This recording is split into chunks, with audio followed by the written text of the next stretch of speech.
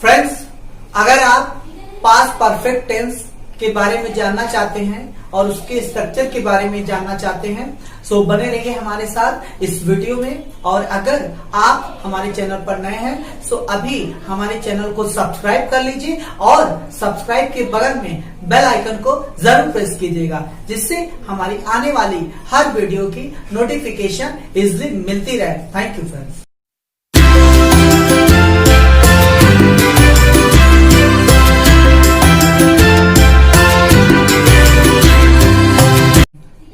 Friends, अगर आप past perfect tense के बारे में जानना चाहते हैं और उसके स्ट्रक्चर के बारे में जानना चाहते हैं सो बने रहिए हमारे साथ इस वीडियो में। और अगर आप हमारे चैनल पर नए हैं सो अभी हमारे चैनल को सब्सक्राइब कर लीजिए और सब्सक्राइब के बगल में बेल आइकन को जरूर प्रेस कीजिएगा, जिससे हमारी आने वाली हर वीडियो की नोटिफिकेशन इजीली मिलती रहे। Thank you friends. Hi friends, I am Mahesh. Most welcome to our channel Magic English with Mahi। Friends, आज आपको पास्ट परफेक्ट टेंस और उसके स्ट्रक्चर के बारे में बताएंगे कि किस तरह से आप इजिली लर्न कर सकते हैं। तो friends, let's get started. Friends, आप देख सकते हैं पास्ट परफेक्ट टेंस। पास्ट का मतलब ही बीता हुआ कल होता है, जो बीत जाता है उसे पास करते हैं। और परफेक्ट का मतलब इसके पिछले वीडियो में आपको बता चुके हैं, जो काम पूरी तरह से हो चुका हो, खत्म हो चुका हो, समाप्त हो चुका हो, पूर्ण हो चुका हो, वो परफेक्ट है। और टेंस काल मतलब ऐसा कोई भी काम जो पूरी तरह से समाप्त हो गया हो लेकिन अतीत में, पास्ट में। तो पास्ट परफेक्ट का मतलब कोई भी काम जो पूरी तरह से अतीत में, पास्ट में समाप्त हो चुका था, उसी का बात करने के लिए हम पास्ट परफेक्ट टेंस का प्रयोग करते हैं। फ्रेंड्स, अंग्रेजों की ट्रिक से देखिए तो टू बी कंप्लीटेड मतलब कोई भी काम जो पूरी तरह से समाप्त हो गया हो, पूरी तरह से खत्म हो गया हो लेकिन पास्ट में समाप्त हो गया था या खत्म हो गया था या पूरी तरह से हो चुका था, किसमें, पास्ट में। अब इसमें सबसे इंपॉर्टेंट बात जो आपको ये ध्यान देना है कि पास्ट परफेक्ट टेंस का प्रयोग तभी करते हैं जब कम से कम 2 सेंटेंस हो, एटलीस्ट 2 सेंटेंसेस हो, तभी पास्ट परफेक्ट का यूज करेंगे। फिर बता दें 2 सेंटेंस कम से कम होना चाहिए और दोनों सेंटेंस में आफ्टर आना चाहिए। आफ्टर मतलब बाद, हिंदी में बाद शब्द आना चाहिए, के बाद या के पश्चात। बिफोर पहले शब्द आना चाहिए या फिर के पूर्व या पहले। एज सुन एज ज्यों ही त्यों ही या जब आप कह सकते हैं आना चाहिए हिंदी में। व्हेन जब तब, तो ये इतने खास हैं जो आना ही चाहिए और अगर नहीं आएगा तो आप पास्ट परफेक्ट नहीं यूज करेंगे। तो 2 सेंटेंस होना चाहिए और after, before, as soon, when etcetera. तो इस तरह से ये वर्ड होने चाहिए तभी आप पास्ट परफेक्ट यूज करेंगे। अगर after, before, as soon as, when शब्द नहीं है तो इसका मतलब ये पास्ट इंडेफिनिट टेंस में बोला जाएगा, वर्ब के सेकंड फॉर्म में बोला जाएगा। आइए आगे चलते हैं। तो आप हिंदी पहचान जानते हैं, या था, ई थी, ये थे, आ था, ई थी, ये थे, चुका था, चुकी, चुके थे। आपको पता है, हम बता भी चुके हैं, पर अंग्रेजों के ट्रिक से आपको लर्न करना है। आइए, और आप देखेंगे कि इस पहचान से कितनी गलतियां भी होती है। आप देख सकते हैं विद ऑल सब्जेक्ट, जो भी सब्जेक्ट होगा, आई, यू, देवी, राम, श्याम, सब सिंगुलर हो सब्जेक्ट हो या प्लूरल सब्जेक्ट हो, कोई भी हो, सजीव निर्जीव, आपको केवल एक ही हेल्पिंग वर्ब हैड लगाना है, वर्ब का थर्ड फॉर्म। केवल हैड लगाएंगे, वर्ब का थर्ड फॉर्म लगाएंगे। First action. अब देखिए, हमने कहा था कि पास्ट परफेक्ट टेंस तभी यूज करेंगे जब कम से कम 2 काम होने चाहिए। तो जो काम पहले होगा, जो काम पहले समाप्त हुआ होगा, उसमें हैड लगाएंगे, वर्ब का थर्ड फॉर्म लगाएंगे। और जो काम बाद में समाप्त होगा उसमें सेकंड फॉर्म लगाएंगे, मतलब वर्ब का second form, lexical verb, I mean principal verb या फिर मेन वर्ब का सेकंड फॉर्म लगाएंगे। मतलब आप कह सकते हैं पास्ट इंडेफिनिट, क्योंकि पास्ट इंडेफिनिट के अफर्मेटिव में सेकंड फॉर्म लगता है। अब और ये रूल है फ्रेंड्स, याद कर लीजिएगा।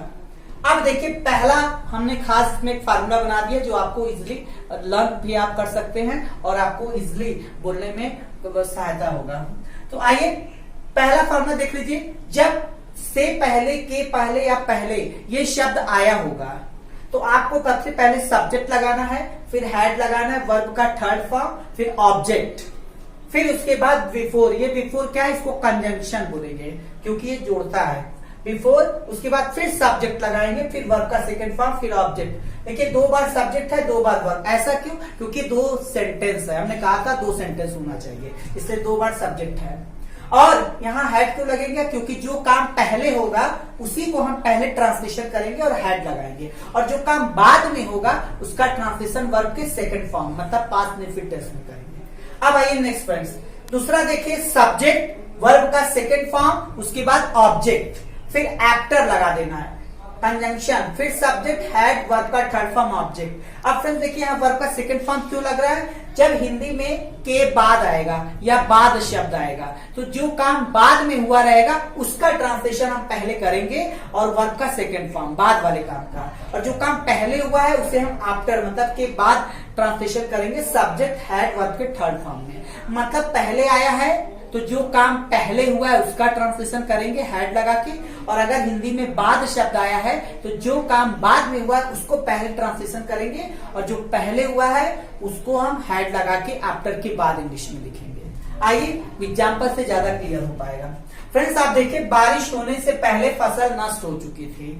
तो फ्रेंड्स देखिए इसमें पहले शब्द आया है, दूसरी चीज में 2 सेंटेंस है, एक ये सब सेंटेंस है, दूसरा सेंटेंस ये है, 2 सेंटेंस कम से कम है। बारिश होने से पहले फसल नष्ट हो चुकी थी। तो फ्रेंड्स अब पहला काम कौन हो रहा है? पहले बारिश आया कि पहले फसल नष्ट हो चुकी थी? सो आपको फ्रेंड्स आप कह सकते हैं पहले फसल नष्ट हो चुकी थी, और हिंदी में पहले शब्द भी आया है, तो जब पहले आएगा तो जो काम पहले होगा, तो पहला काम ये है, पहला एक्शन है और ये दूसरा एक्शन है। तो पहला एक्शन जो हुआ है उसका ट्रांसलेशन हम करेंगे हेड लगा करके, इसका मतलब इस फार्मूले को लगाएंगे। तो पहले सब्जेक्ट, सब्जेक्ट क्या हो गया? फसल, फसल को इंग्लिश क्या होती है? द क्रॉप्स, द लगा देंगे क्रॉप्स। फिर हेड है, हेड लगा दीजिए आप। उसके बाद फिर क्या लगाना है? वर्ब का थर्ड फॉर्म, नष्ट होने का थर्ड फॉर्म क्या होता है? डिस्ट्रॉयड, डिस्ट्रॉय फर्स्ट फॉर्म में ईडी लगा दिए, डिस्ट्रॉयड हो जाए। द क्रॉप्स हैड डिस्ट्रॉयड हो गया। अब उसके बाद ऑब्जेक्ट लगा दीजिए। ऑब्जेक्ट क्या है? ऑब्जेक्ट, इसमें ऑब्जेक्ट नहीं है, अब पहले है, पहले की इंग्लिश क्या हो जाएगी? बिफोर, बिफोर लगा दीजिए। अब उसके बाद क्या लगा देना? सब्जेक्ट, ये वाला। अब सब्जेक्ट कौन है? बारिश होना, तो बारिश सब्जेक्ट नहीं है, बारिश के लिए हमेशा इट का प्रयोग करते हैं, एज ए सब्जेक्ट के रूप में यूज करते हैं केवल, और जब हम ये इट पर वीडियो बनाएंगे तो आपको क्लियर हो जाएगा। तो हम क्या लगाएंगे यहाँ पे? सब्जेक्ट इट लगा देंगे, और बारिश होने का कौन सा फॉर्म लगाना है? सेकंड फॉर्म, क्योंकि ये बाद में काम हुआ है, दूसरा एक्शन है, बाद में हुआ है, तो इसका पास्ट में फिर मतलब सेकंड फॉर्म में। तो सेकंड फॉर्म और बारिश होने क्या होगा? रेन, सेकंड फॉर्म ईडी लगा, इट रेन। तो पूरा सेंटेंस क्या हो गया? The crops had destroyed before it रेन्ड। आइए फ्रेंड्स नेक्स्ट, उसके जाने के बाद में आया। अब देखिए जब बाद आ गया तो ये फार्मूला यूज करेंगे, सेकंड नंबर का ये फार्मूला। इस फार्मूले में क्या कहता है कि जो एक्शन बाद में हुआ है उसको पहले ट्रांसलेशन, जो बाद में हुआ है पर ट्रांसलेशन पहले करेंगे, तो बाद वाले काम का सेकंड फॉर्म। तो हम देखते हैं बाद वाला सेंटेंस कौन है? ये है। तो ये क्या है? ये दूसरा एक्शन है, ये पहला एक्शन है, पर हिंदी में ये क्या है? बाद के बाद। तो हम पहले क्या करेंगे? सेकंड वाला एक्शन पहले करेंगे। क्यों? क्योंकि बाद शब्द आया है, और जो काम पहले हुआ है उसको हम आफ्टर के बाद लिखेंगे। तो बाद में आया, इसका मतलब ये वर्ब के सेकंड फॉर्म में हो गया, और ये पहले काम हुआ है तो पहला वाला काम में हैड वर्ब का थर्ड फॉर्म। तो इसका मतलब हम क्या करेंगे? मैं आया, आई केम, काम का सेकंड फॉर्म। देखिए सब्जेक्ट वर्ब का सेकंड फॉर्म, काम का सेकंड फॉर्म केम। फिर ऑब्जेक्ट, ऑब्जेक्ट कुछ नहीं बच रहा है, अब आफ्टर है, आफ्टर लगा दीजिए, आफ्टर। फिर सब्जेक्ट, सब्जेक्ट कौन है? उसके जाने के बाद, मतलब वह जा चुका था, ही हैड गॉन। देखिए ही हो गया, हैड हो गया, गॉन वर्ब का थर्ड फॉर्म। अब इसमें ऑब्जेक्ट तो फिलहाल है नहीं उसके जाने, तो ही हैड गॉन। तो फ्रेंड्स देखिए सेकंड वाला, जब वह स्टेशन पहुंचा ट्रेन जा चुकी थी। तो देख सकते हैं पहला काम क्या हो रहा है? पहला ट्रेन जा चुकी थी, आपको पता है ट्रेन जा चुकी थी। दूसरा काम क्या है? तब स्टेशन पहुंचा है। तो पहला ये काम हो रहा है, इसका ट्रांसलेशन में हैड लगाएंगे, वर्ब का थर्ड फॉर्म। तो द ट्रेन क्या हो गया? सब्जेक्ट, यही है पहला काम। फिर हैड लगा दिए, वर्ब का थर्ड फॉर्म, जाने का थर्ड फॉर्म यहाँ पे क्या लिखेंगे? लेफ्ट, लिव का थर्ड फॉर्म लेफ्ट होता है, तो लेफ्ट लगा देंगे। और उसके बाद फिर कंजक्शन बिफोर की जगह व्हेन लगाएंगे, क्योंकि यहाँ जब है, तो जब की इंग्लिश व्हेन। और फिर सब्जेक्ट क्या हो गया? शी, और वर्ब का सेकंड फॉर्म। तो पहुंचने का सेकंड फॉर्म यही क्रिया है, क्या हो जाएगा? Reached, REACHED, reached. अब कहां पहुंची? ऑब्जेक्ट क्या है? Station, reached the station. बस। तो जब वो स्टेशन पहुंचा, ट्रेन जा चुकी थी, the train had left when she reached the station. Friends, इसको ऐसे भी आप बोल सकते हैं, when she reached the station, उसके बाद फिर कॉमा दे देंगे, द ट्रेन हैड लेफ्ट। आइए नेक्स्ट। मैं पहले ही नाश्ता कर चुका था फ्रेंड्स। Next sentence. अब इसमें देखिए बस सिंपल सा पहले ही शब्द आया हुआ है। एक सेंटेंस आपको दिख रहा है, लेकिन है वास्तव में ये दो सेंटेंस। दूसरा सेंटेंस अंडरस्टूड है, जो कि दिया नहीं पर अंडरस्टूड है, लोग समझ सकते। मैं पहले नाश्ता कर चुका था, मतलब दूसरा वाक्य कह रहा है अपने मन से। उसके बाद हो सकता है मैं टीवी देखा, या उसके बाद मैं बाहर गया, मैं उसके बाद मैं पढ़ने गया, कुछ भी हो सकता है। और दूसरी चीज, सबसे बड़ी पहचान पहले ही बता चुके, पहले शब्द आ रहा है, तो पहले ही शब्द का मतलब ऑलरेडी, तो कोई काम उसके बाद हुआ है।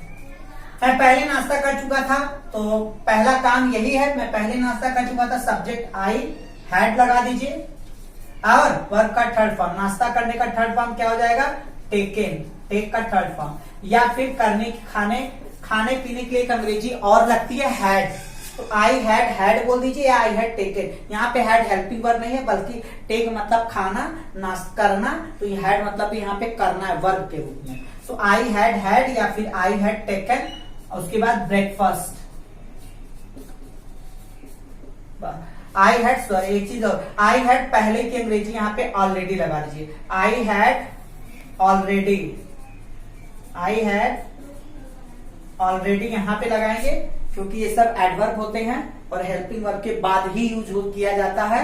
और अगर हेल्पिंग वर्ब नहीं लगा होता तो सब्जेक्ट के बाद, जैसे हैड नहीं होता तो आई ऑलरेडी, तो ऑलरेडी मतलब पहले ही। तो I had already taken breakfast, या I had already had breakfast. आइए फ्रेंड्स नेक्स्ट। ज्यों ही घंटी बजी बच्चे क्लास छोड़ दिए। तो अब देखिए पहला काम क्या हो रहा है, ज्यों ही घंटी बजी बच्चे क्लास छोड़ दिए। पहला काम यही है, घंटी बजी तब बच्चे क्लास छोड़े, क्लास छोड़ दिए, बच्चे क्लास छोड़ दिए। ये दूसरा वाक्य है, ये पहला वाक्य। पहला काम यही हो रहा है, घंटी बजा, उसके बाद तब बच्चे क्लास छोड़ेंगे। तो पहला काम ये हो गया, तो इसमें हैड लगा दी, इसमें वर्ब का सेकंड फॉर्म। और ज्यों ही की अंग्रेजी क्या होती है? एज सुन एज, ये कंजंक्शन है। तो हम क्या करेंगे? एज सुन एज हो गया। फिर सब्जेक्ट क्या है? घंटी, घंटी की इंग्लिश क्या होगी? The bell, the bell, as soon as the bell. और हैड लगा दीजिए, फिर उसके बाद रंग, रिंग मतलब बजना, रिंग का third form rung, as soon as the bell had रंग।